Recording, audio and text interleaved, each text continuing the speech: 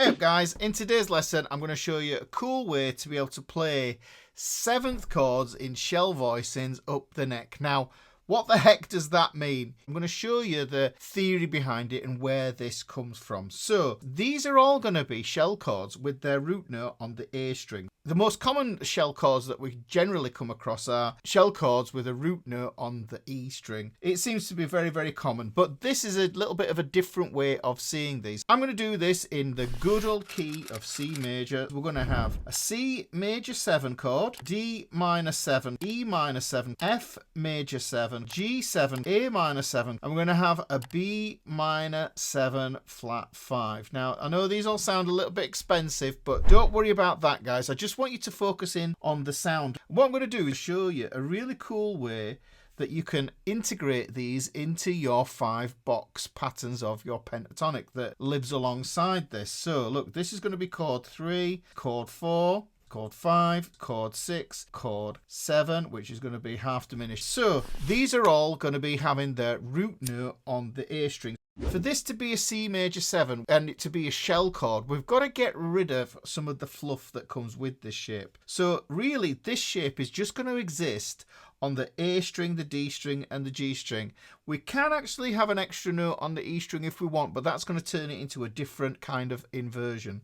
But look, for this instance, we're going to have this root, we're going to have this 3rd there, and then we're going to have the 7th here. Now, what I want you to look at is finding this 7th. This mostly looks like your bog standard C chord, and it basically is derived from that shape. These shapes, as we come up, they're all C shapes. So this is C shapes.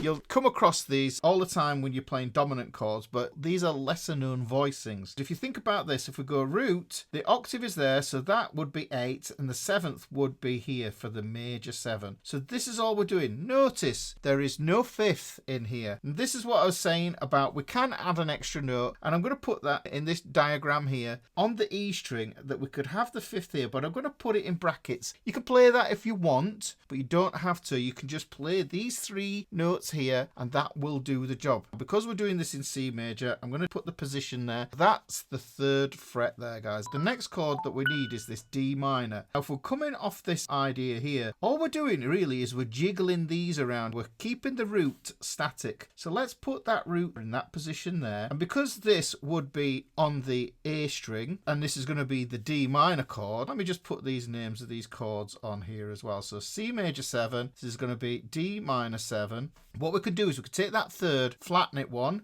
to get that flat 3rd, and then we take the 7th and we flatten that and we get the flat 7. That gives us the ingredients that we need for a D minor 7 chord. How cool is that? Now, like I say, root, flat 3rd, 7th, there's no 5th, but what we can do is we can utilize the E string to maybe put a 5th on if we want. Remember, this note here is a D, so that's going to be at the 5th fret. Okay, let's take the next shape. Now, just remember this. It's fairly simple. Just remember it. Chords 2, 3, and 6 are going to have the same shape because they are the same tonality. They're a minor 7, minor 7, minor 7. So you just need to memorize this shape. I'm just going to put root, flat 3rd, flat 7 there. And I'm just going to change the position here by changing the number of the fret. So this is going to be fret 7 because at fret 7 on the A string, it's an E. And that would be the root note of chord 3. So this would be E minor 7. Okay, same thing's going to apply. I can have the 5th just here. Let's go to chord 4. Chord 4 is F major 7. Well, chord 1 and chord 4 are the same tonality when you top them up and add the 7th to the triad. So that is going to be the same shape as this here. So look, so far all we have is 2 shapes. We can add that 5th in there if we want to again,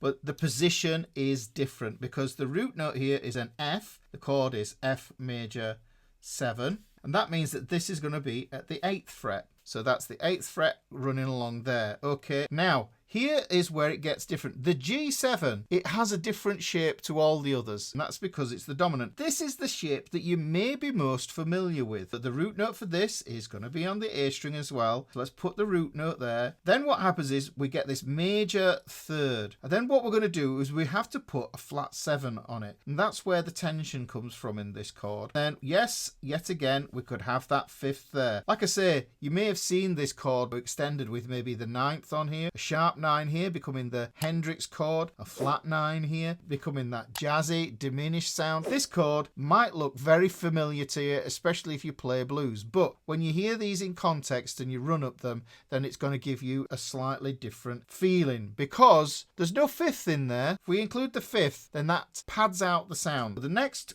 chord we need is the A minor 7. Well, guess what? The A minor 7 is going to have the same shape as this one here. So we'll go root, flat 3rd, and we're going to have a flat 7. So you can see that that shape, and this shape are all the same. This is an A, however. What we've got to do, oh, and I missed it out here because G is actually at the 10th fret. This one, guess which fret it's going to be at?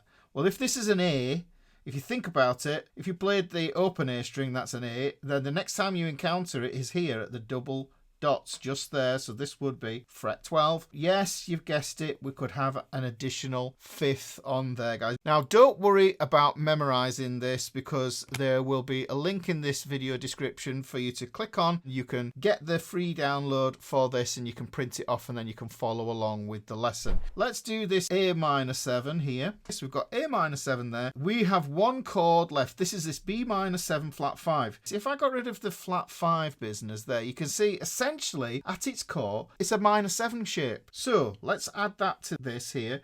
We're going to have this at the 14th fret. You start getting into the dusty end of the guitar here. So at the 14th fret, we're going to have a root, flat 3rd, flat 7 just here. So we've got this B minor 7, flat 5 here, and it's still got its root note on the A string there, B minor 7. But like I say, we could still have this 5th on if we want. Remember, this is why I pointed this out in all of this lot here.